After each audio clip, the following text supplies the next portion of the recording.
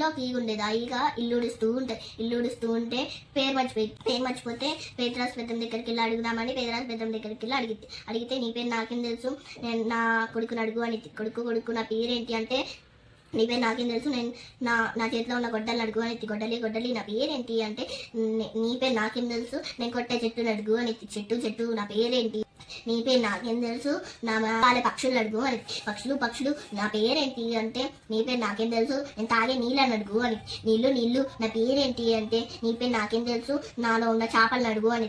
చేపలు నా పేరేంటి అంటే నీ పేరు నాకేం తెలుసు, నన్ను పట్టే జాలడి వాడిని అడుగు అని. జాలడి వాడు నా పేరేంటి అంటే నీ పేరు నాకేం తెలుసు, తినే రాజుని అడుగు అంటే రాజు నా పేరేంటి అంటే నీ పేరు నాకేం తెలుసు, నేను ఎక్కే గుర్రం అడుగు అని.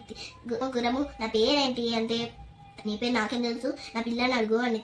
పిల్ల నా పేరేంటి అంటే నీ పేరు ఈగ కదూ అంటది.